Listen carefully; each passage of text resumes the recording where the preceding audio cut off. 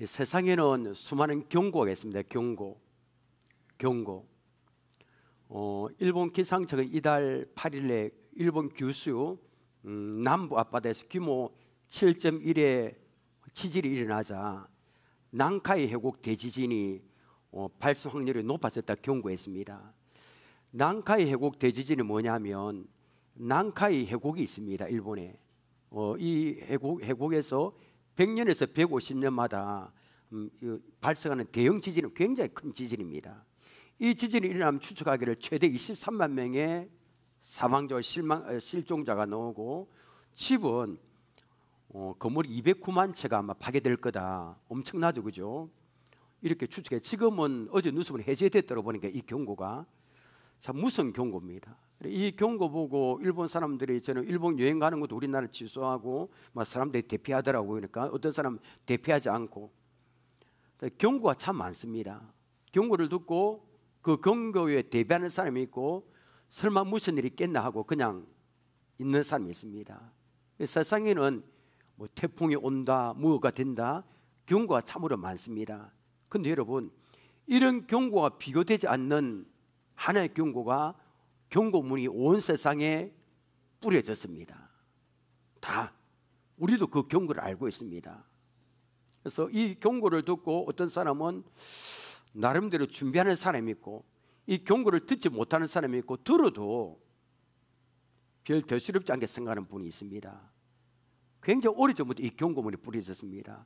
여러분, 온 세상에 뿌려진 경고문은 뭘까요? 우리 예수님께서 이 세상을 다시 심판하러 다시 오신다는 경고입니다. 성경에 수없이 경고되어 있잖아요, 그죠? 예수님은 다시 오신다, 재림하신다는 이 사실을 신구약 성경에서 1518번 약속되어 있습니다. 1518번, 엄청 많잖아요, 그죠? 여러분, 예수님께서 반드시 이 세상을 심판하러 오신다는 사실을 믿으시길 바랍니다. 우리가 믿어도 믿지 않아도 오십니다. 오늘 본 본문에 예수님께서 다시 이 세상을 심판하러 오실 때 어떤 일이 벌어지는가에 관한 내용입니다. 예수님은 두 가지 역사적인 사건을 통해 엄중히 경고했습니다. 하나는 노아 홍수 사건이고 둘째는 소돔과 고모라 멸망 사건입니다. 먼저 노아 홍수 이 사건을 살펴보겠습니다. 26절입니다. 노아의 때에 된 것과 같이 인자의 때에도 그러하리라. 자, 노아 홍수가 일어나기 전에 상황이 이렇습니다. 창세기 6장에 나옵니다. 노아가 살았던 시대는 인류 죄악으로 죄악이 가득해서 굉장히 타락했습니다. 엄청 타락했습니다. 죄악이 세상에 성경에 보면 가득 찼고 죄악이 가득 찼고 사람들이 생각하는 마음이 다 악밖에 없습니다. 계획하는 것 생각하는 다 어떻게 죄를 지을까 다 이것밖에 없습니다. 하나님은 이런 인간의 모습을 보시고 한탄하셨습니다. 때문에 하나님은 이 인간의 죄를 더 이상 방치할 수 없었기에 심판하시기로 하셨습니다. 그것이 홍수 심판입니다. 27절 나중에 띄울 겁니다. 지금은 띄우지 않고요. 27절에 보면 노아가 방주에 들어가기까지 사람들은 먹고 마시고 장가고 시집 갔습니다.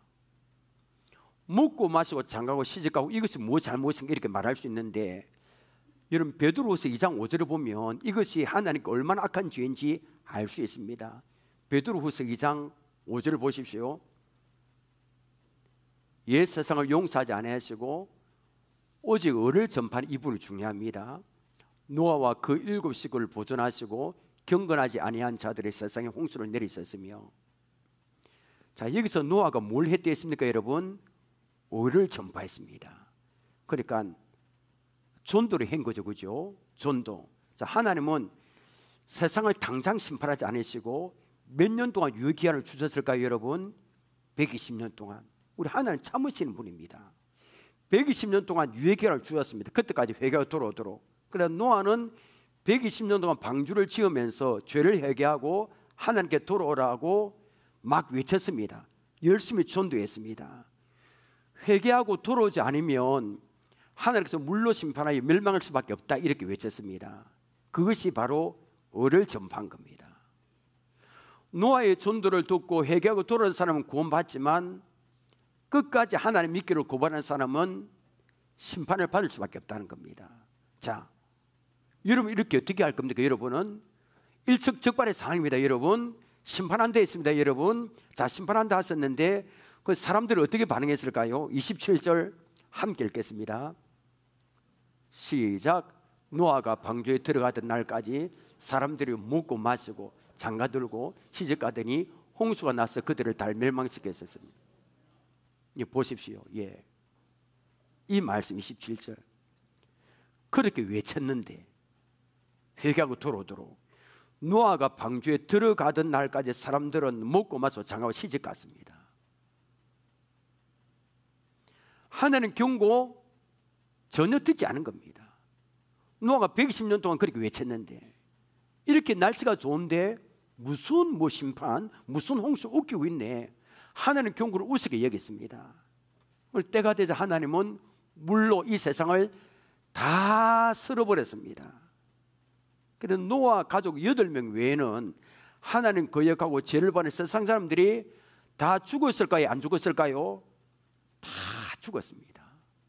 무섭지 않습니까, 여러분? 이거는 동화 이야기 아닙니다. 실제로 있었던 얘기입니다. 다 죽었습니다. 이것이 노아 홍수 사건입니다. 두 번째는 소돔과 고모라 멸망 사건입니다. 이 이야기는 창세기 19장에 나옵니다. 자, 소돔과 고모라는 유리 없이 성적으로 다르겠습니다. 이 성적, 동성애 남자와 남자 간에 서로 성관계를 하고요. 그 다음에 건친 상관도 이루어지고, 이거는 차마 말할 수 없는 성적으로 다 이렇게 난무했습니다. 창세기 18장 20절 보십시오. 여호와께서 또 이르시되 소돔과 고모라에 대한 부르짖음이 크고 그 죄악의 심이 무거우니. 소돔과 고모라가 얼마나 성적으로 더럽고 타락했던지 그 탄식하고 부르짖는 소리가 하나님께 상달되었습니다. 하나님께 들렸습니다. 얼마나 이 사람이 더러운지. 하나님 때가 되면 심판하시거든요. 차마 볼 수 없었습니다. 그래서 소돔과 고모라 멸망식으로 작정하셨습니다. 자, 이때 작정했습니다. 심판이 옵니다. 그럼 이때 소돔과 고모라 사람 어떻게 했을까요? 28절 29절 보십시오. 보면 노아 홍수 때와 비슷합니다. 아니 똑같습니다. 또 롯의 때와 같으리니 사람들이 뭐합니까? 먹고 마시고 사고 팔고 심고 집을 짓더니 롯이 소돔에서 나가던 날에 하늘로부터 풀과 유황이 비오듯 하여 그들을 멸망시켰다. 이제 끝입니다. 노아 시대의 사람들처럼 소돔과 고모라 사람들을 그렇게 경고해도 말을 안, 천사가 이리 왔다 갔다 왕래했잖아요. 먹고 마시고 사고 파는 일이 몰두했습니다. 롯이 소돔성을 빠지는 그 시간까지, 그날까지 사람들은 자기들 앞에 무엇이 다가오는지 알지 못했습니다. 하나님은 풀과 유황을 비같이 내려서 소돔과 고모라를 싹 쓸어버렸습니다. 로마의 봄베이 도시도 그렇게 됐잖아요. 성적 타락에서 다 쓸어버려, 화산으로 인해서. 30절 봅니다. 같이 읽습니다. 시작.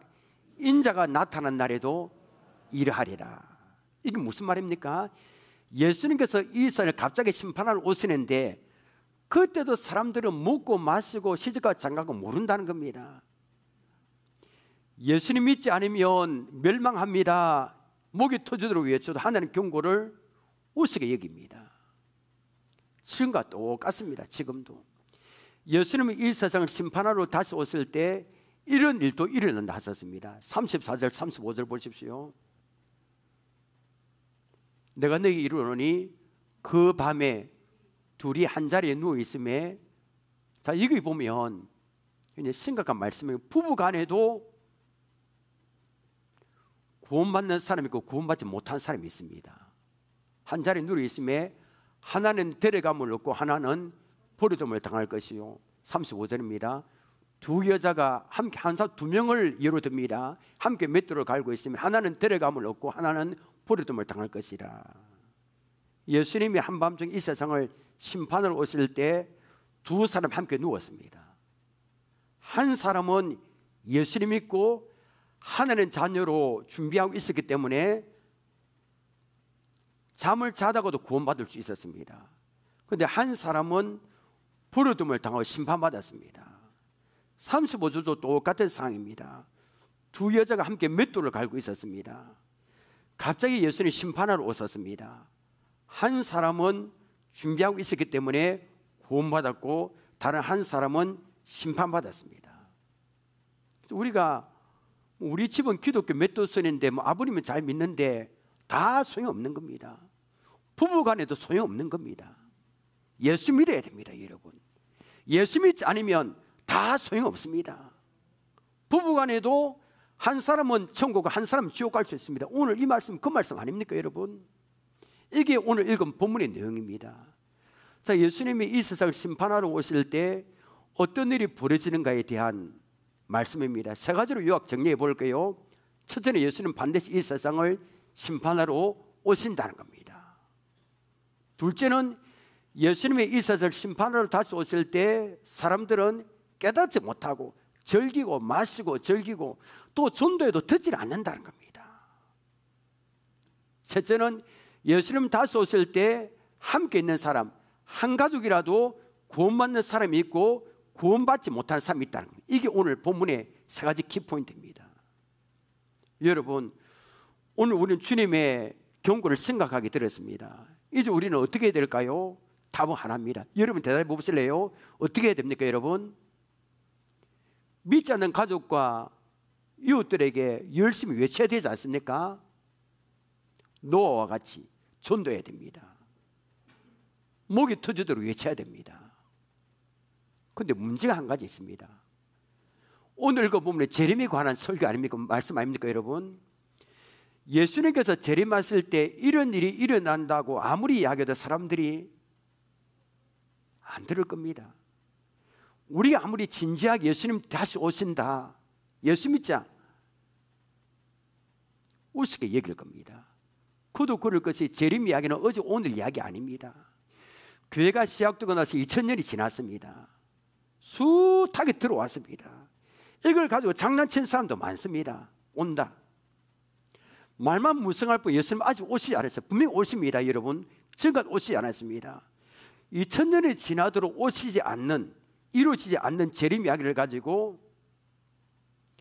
사람들의 마음에 뭔가 깨우침을 줄 수 있을까요? 잘 안 됩니다. 노아 시대에 가서 아마 여기에 앉아있는 우리도 재림 이야기하면 와 이거 이렇게 경성해야 되겠다 이러면서 합니까? 먼 훗날에, 지금 말고 먼 훗날에 이야기를 생각할 겁니다. 경각심을 가지지 못하고 있습니다. 자, 이 세상을 심판하러 오신다는 말이 신구약 성경에 1518번 기록되어 있습니다. 우리 주님은 신실한 주님이십니다. 약속의 주님이십니다. 그런데 왜 아직 이루어지지 않았을까요? 죄인들을 향한 주님의 오래 참으심 때문입니다. 예수 믿는 것을 거부하거나 미루는 사람에 대해서 우리 하나님은 정말 오래 참았습니다. 특별히 악인에 대해서 오래 참았습니다.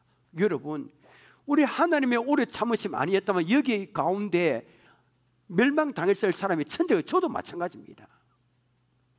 하나님의 오래 참으심 때문에 우리가 구원받는 줄 믿습니다, 여러분. 보면 우리가 악한 사람들, 독재자들 보면 저 사람들 빨리 안 들어가는, 안 죽나 하는데 잘 안 죽습니다, 여러분. 그렇지 않습니까?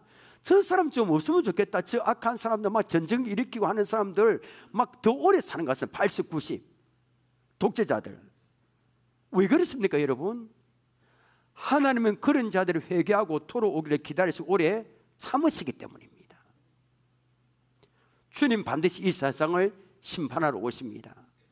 주님은 심판하지 않는 것이 아닙니다.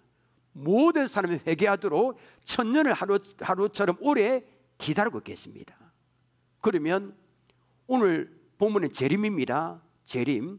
오늘 본문은 우리 아무 관계가 없습니까? 우리 가족과 예수 믿지 않는 이웃에게 아무 관계 없습니까?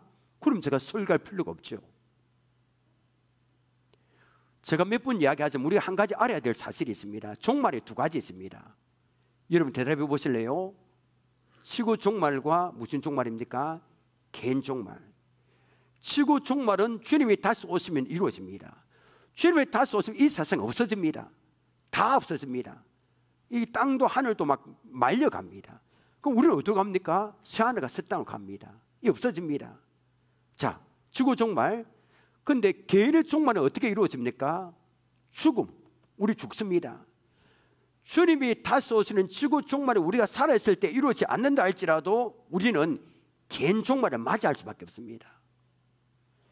여기서 이 자리에 안 죽을 사람이 있습니까? 다 죽습니다. 다 100% 죽습니다. 하늘의 심판 답에 서야 됩니다. 지난 한 해 동안 우리나라에 35만 2,700명의 사람이 죽었습니다. 역대 최고입니다. 아마 35만 명이라면 하루에 966명, 거의 1000명의 사람들이 죽습니다. 때문에 화상태가 포화 상태에 이르렀습니다. 워낙 죽은 사람이 많기 때문에 태어나는 아이는 작고 그리고 인구가 줄어듭니다. 때를 놓치면 3일장도 못합니다. 4일장, 5일장. 지금 그렇습니다. 워낙 죽는 사람이 많기 때문에 하루에 1시간에 40명의 사람이 죽습니다. 이 가운데 암으로 죽는 사람이 200명이 넘는다 합니다. 평균적으로. 교통사로 죽는 사람이 하루에 15명. 제 중학교 동기 밴드가 있습니다. 1년 전에 동기가 심장마비로 119에 실려가다가 죽었다는 소식을 들었습니다. 죽음이란 나의 순서대로 오지 않습니다. 오늘 설교 제목과 같이 죽음은 나와 우리 가족에게 언제 닥칠지 모릅니다. 오늘 설교 제목이 무엇입니까? 언제 닥칠지 모릅니다. 이걸 생각하면 우리 가족과 이웃들이 빨리 예수를 믿어야 하는데 참 이상한 버릇이 있습니다. 하루에 거의 1000명의 사람들이 죽어가고 있지만 지금 당장 그 죽음이 자기와 자기 가족에게는 찾아오지 않고 다른 사람에게만 일어날 일을 생각합니다. 여러분 그렇지 않습니까?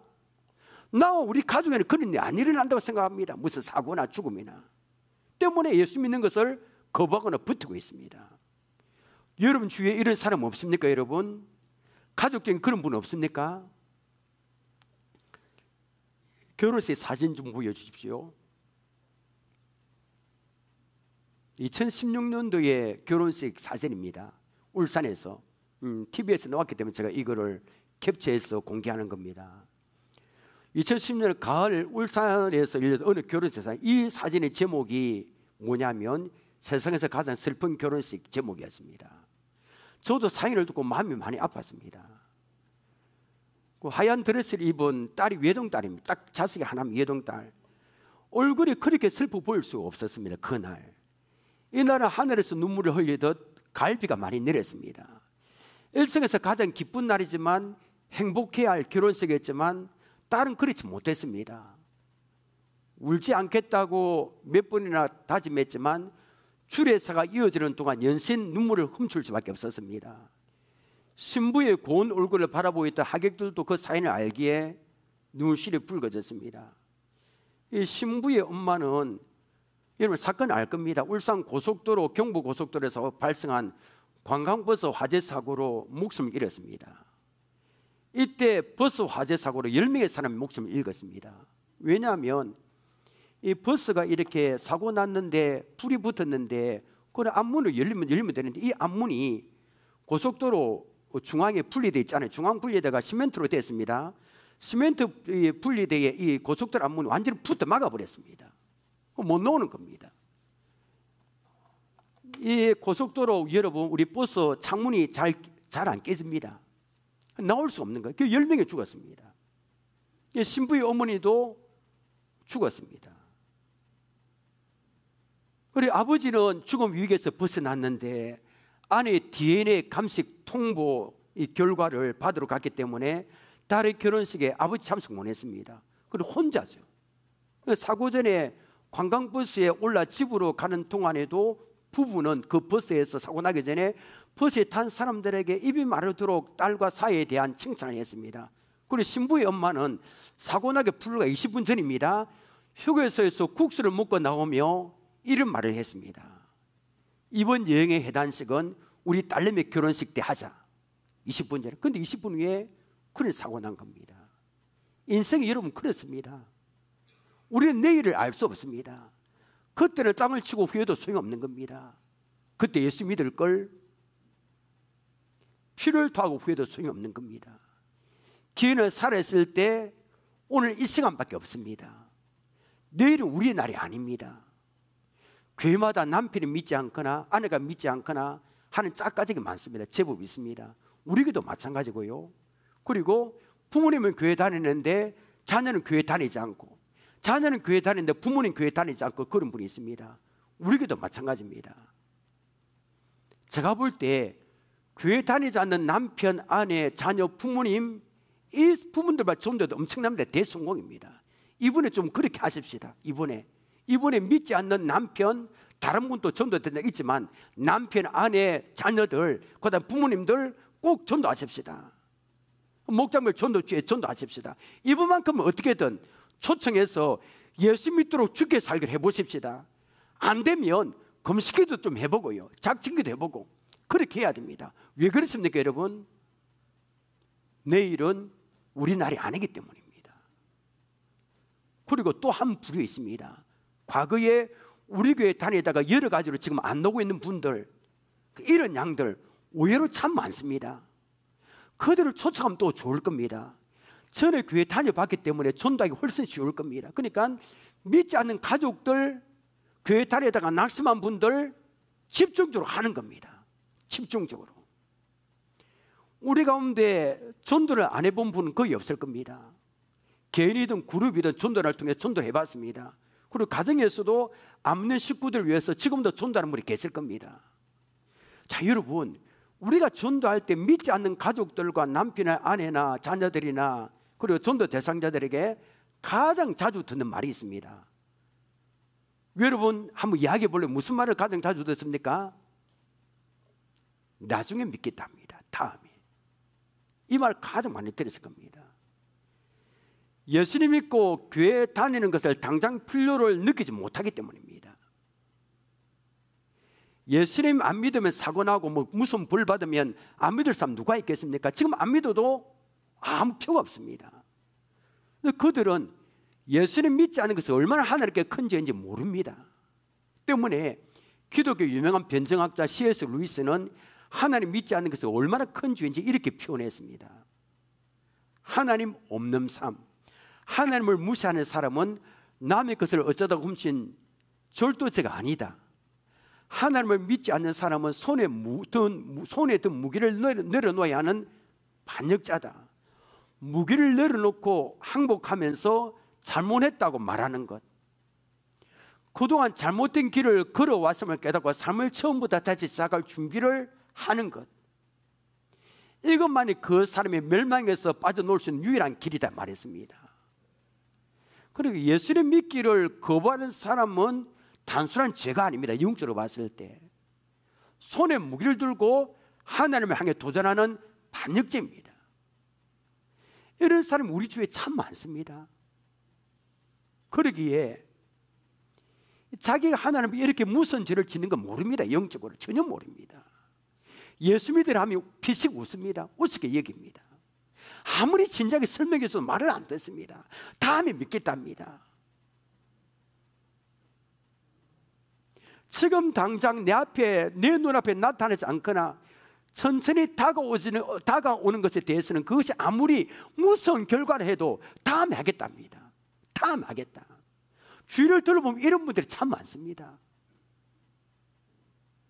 어느 자녀가 이런 이야기를 하더라고요. 부모님을 전도하기 위해서 이렇게 했는데 건성으로 전도하다가 주위에 죽는 분들 보고 이래가 안 되겠다, 부모님이 진짜로 부모님 위해서 전도해야 되겠다 했는데 부모님이 치매를 걸려갖고 복음을 받아야 될 형편을 못해서 전도를 못 하겠다는 겁니다. 이런 분들이 있을 겁니다. 오늘 내일 미루다가 치매에 걸리기 때문에 알 수가 없습니다.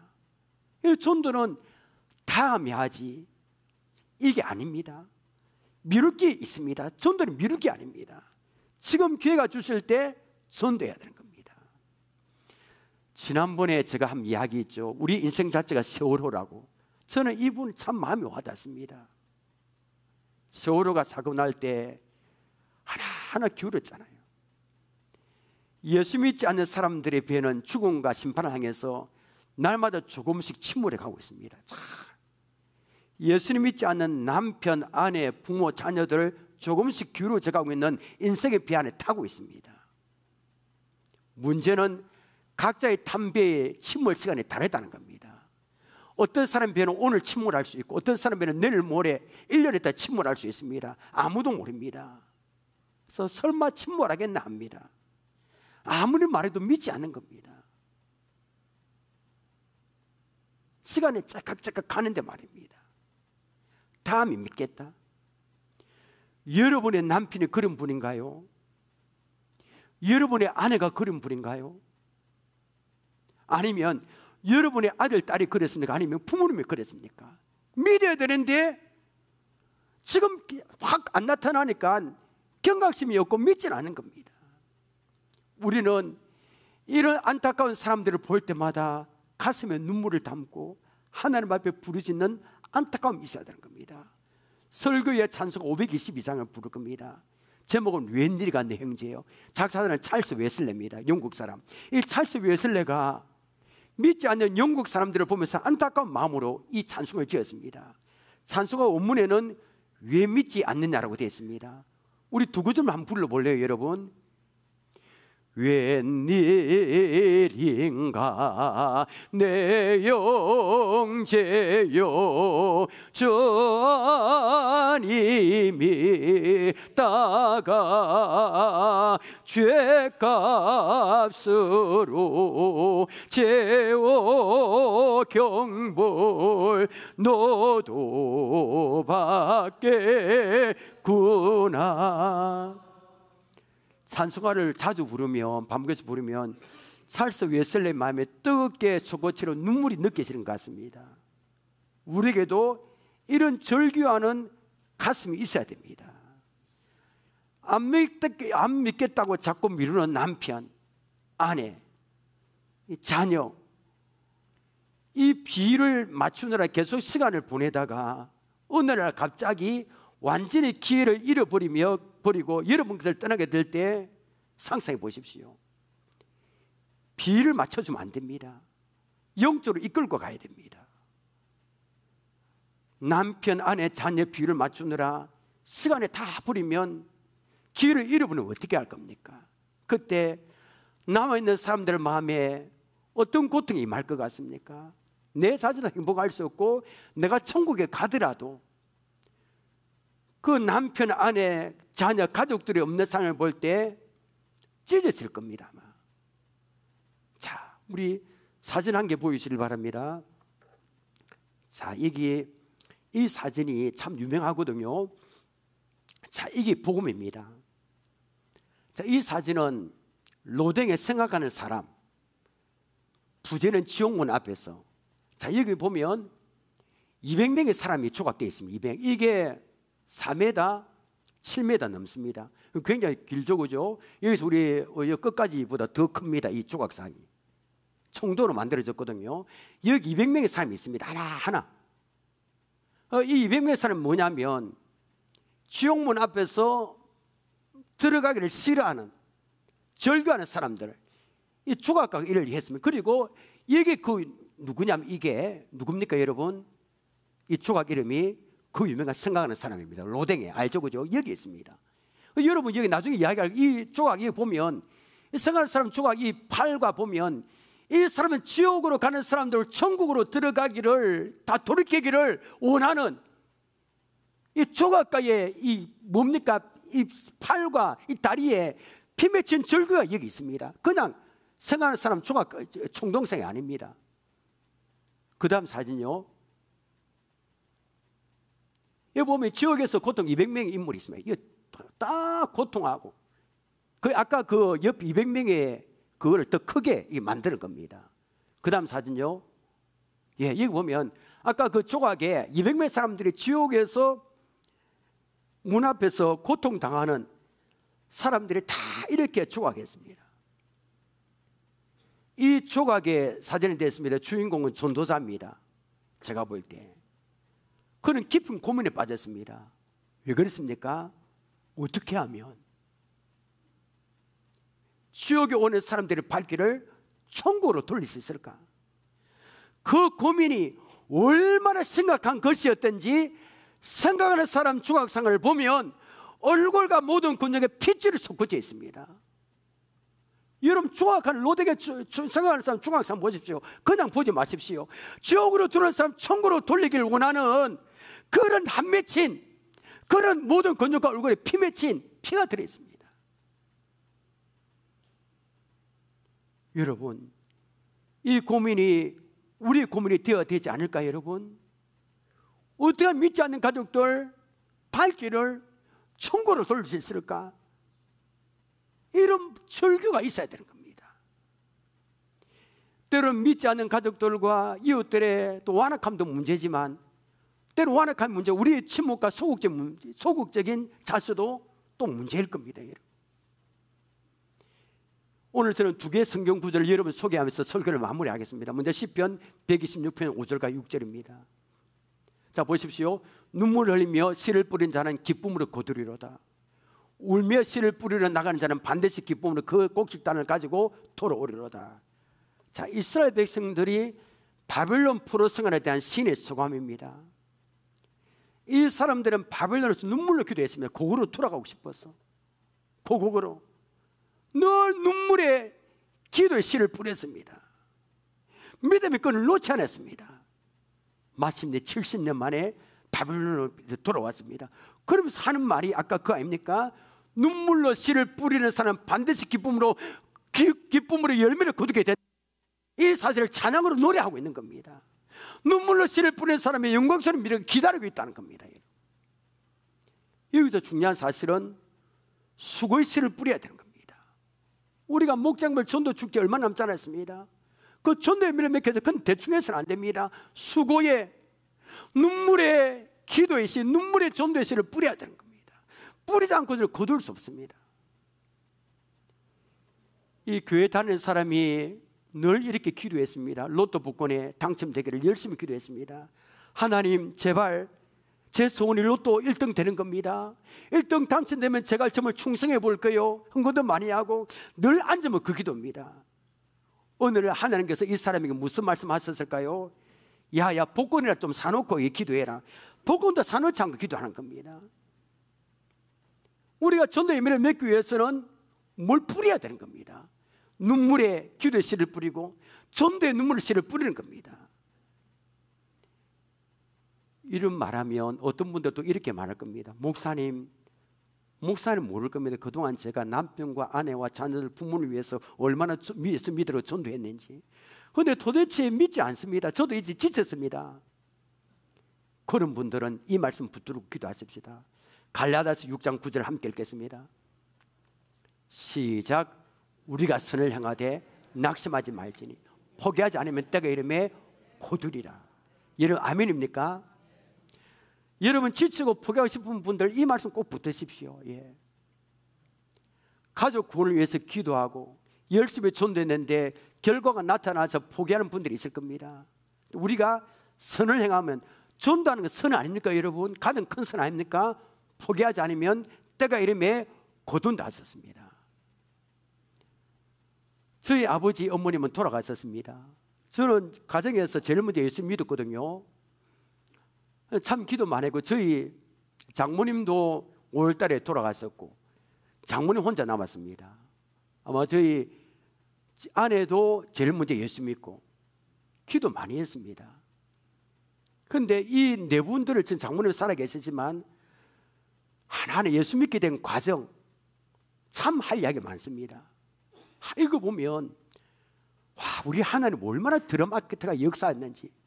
눈물로 기도의 씨를 전도의 씨를 뿌려 절대로 그 기도 그 수고 헛되지 않게 하셨. 정말입니다. 하나도 헛되게 않게 하셨습니다. 안 될 것 같아도 되게 하셨습니다. 하나님 살아계심을 보여주신 겁니다.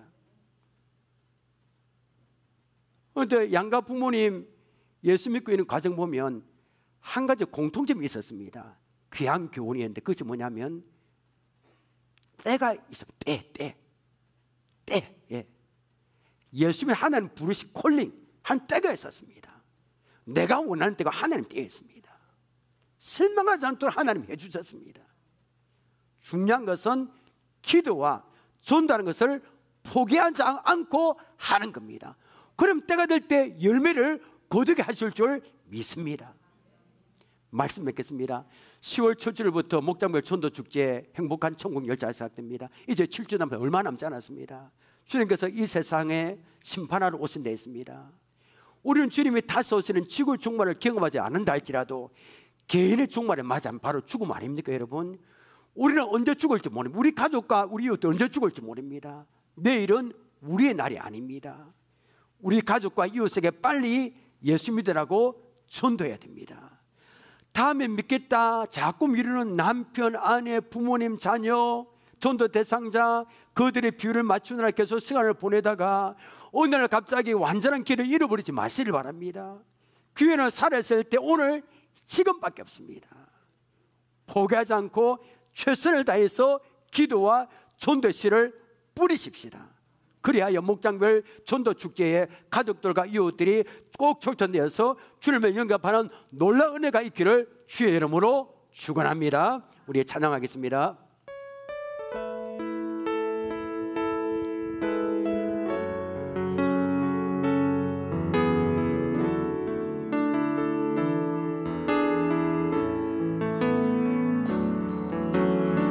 사막의 그늘에 앉아 죽어가는 나의 백성들, 절망과 굶주림에 갇힌 저들은 내 마음에 오랜 슬픔, 고통의 멍에에 매여 울고 있는 나의 자녀들,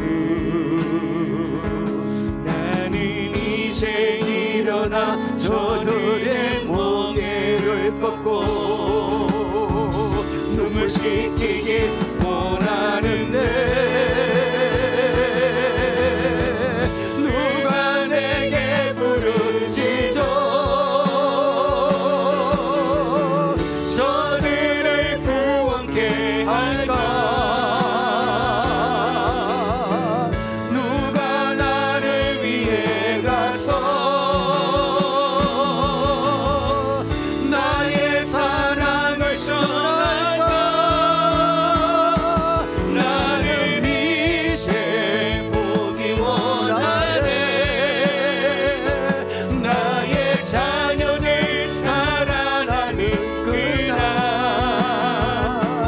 기쁜 찬송 소리 하늘에 웃음 소리 부릅니다. 사막의 그늘에 앉아 사막의 그늘에 앉아 죽어가는 나의 백성들, 절망과 굶주림에 갇힌 저들은 내 마음에 오랜 슬픔, 고통의 멍에에 매여 울고 있는 나의 자녀들, 나는 이제 일어나 저들의 목에를 꺾고 눈물 씻기길 원하는데 누가 내게 부르짖어? 저들을 구원케 할까? 누가 나를 위해 가서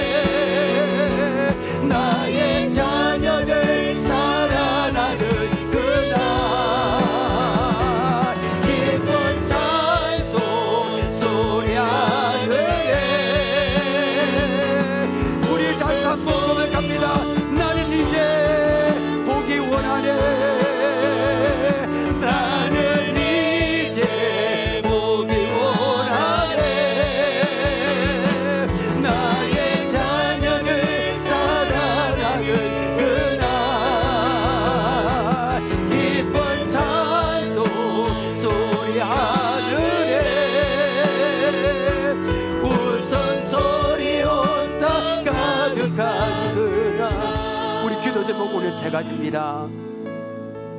우리 언제 죽을지, 죽음이 닥칠지 모릅니다. 내일은 우리의 날이 아님을 알고 우리 가족과 이웃에게 빨리 예수를 믿으라고 전도하게 하옵소서. 두 번째는 다음에 믿겠다고 자꾸 미룬 남편, 아내, 자녀, 전도 대상자의 비유를 맞추느라 교수 시간을 보내다가 어느 날 갑자기 기회를 잃어버리지 말게 하옵소서. 마지막 세 번째는 남은 7주 동안 최선을 다해 기도와 전도의 씨를 뿌려서 목자며 전도 축제에 가족들과 이웃들이 꼭 초청되어 주님을 은혜가 있을 수 있도록 우리 시간에 우리의 절규하는 마음을 해서 기도 점을 붙들고 주여 외치고 우리 통성 기도합니다. 주여 하나님, 오늘 우리가 우리를 경각하게 하는 우리가 참으로 경고를 주는 말씀을 드렸습니다. 아버지, 주님 재림이 이루어지지 않는다 할지라도 아버지, 우리가 개인적인 손발에 맞을 수밖에 없는데 내일은 우리의 날이 아닙니다. 우리는 아버지, 우리와 우리 가족들과 우리 이웃들이 언제 아버지 죽음을 아버지 당할지 모릅니다. 아버지, 내일은 우리의 날이 힘을 알고 우리 가족과 이웃에게 빨리 예수 믿으라고 아버지 전도하기를 원합니다. 전도하기를 원합니다. 주여, 우리의 마음의 영혼에 우리에게 열정을 부어주옵소서. 우리의 마음에 영혼을 뜨거워지게 하시고 우리의 마음에 전하고자 하는 우리의 열정을 부어주옵시고 아버지, 내일은 우리의 날임을 알고 우리 가족과 이웃에게 빨리 아버지 예수 믿으라고 아버지 전도할 수 있도록 은혜 베풀어 주옵소서. 다음에 믿겠다고 자꾸 아버지 주여 미루는 아버지 우리의 남편과 아내의 자녀들의 아버지 주여 전도자 상대에 아버지 기회를 맞추느라 아버지 시간을 아버지 보내다가 어느 날 갑자기 기회를 잃어버리지 말게 하소서. 아버지 우리 한 사람을 망가지고 아버지 절규하는 마음을 주옵시고 아버지 우리 아버지 있지 않는 우리 남편과 아내들과 우리 자녀와 부모와 우리 손자들 자녀의 마음을 다가가며 지켜주시고 아버지, 우리가 실수할 수 없습니다. 우리가 미룰 수 없습니다. 아버지, 우리가 빨리 아버지 객관적으로도 전도할 수 있도록 객관적으로도 아버지 주여 전도할 수 있도록 은혜 베풀어 주옵소서. 기회를 잃어버리지 말게 하옵소서. 남은 주전 동안 아버지 최선을 다해서 전도하기를 원합니다. 아버지 기도의 씨를 뿌리기를 원합니다. 전도의 씨를 뿌리기를 원합니다. 아버지 목사가 전도할 때 우리 가족과 이웃들의 꽃초청되어서 아버지 주님을 영접하는 은혜가 있을 수 있도록 아버지 우리 가족들과 우리 전도자 당자들 우리 교회 다니다가 낙심한 영혼들 아버지 그들을 붙잡아 주세요. 그들 아버지 저 초청될 수 있도록 그들의 마음을 가방없는 시켜주셔서 아버지 그들의 꽃초청되어서 아버지 주님을 영접하는 아버지 주님을 믿고 영접하는 놀라운 은혜가 있을 수 있도록 아버지 도와주세요. 아버지 역사해 주세요. 아버지 주님을 손에 이루어주세요.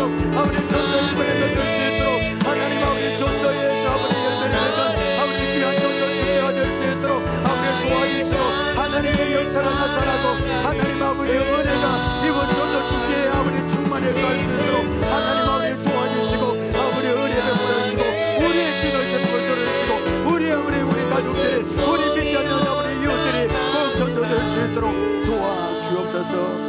하나님, 우리가 오늘 이 경각심을 가지는 설교 들었습니다. 우리가 주님 다시 오시는 지구의 종말을 맞지 않는다 할지라도 개인적인 종말 죽음을 맞이할 수밖에 없는데 내일은 우리의 날이 아님을 알고 열심히 아버지 미루지 말고 우리가 전도하기를 원합니다. 다음에 믿겠다고 자꾸 미루고 하는 그런 남편과 아내, 자녀, 부모님, 전도 대상자에 우리가 참으로 아버지 딱 그들의 말만 듣고 시간을 보내지 말고 아버지 기회를 잃어버리지 말기를 원합니다. 남은 7주 동안 최선을 다해서 기도와 전도의 씨를 뿌리기를 원합니다. 특별히 우리 아버지 믿지 않는 가족들의 마음, 아버지 우리 힘으로 잘 안 될 때가 많습니다. 노력하고 시도했는데 아버지 안 되는 그런 성도들 많을 겁니다. 불쌍히 여기시고 그 시도가 시도로서 끝나지 말게 하시고 아버지의 열매를 맺기를 원합니다.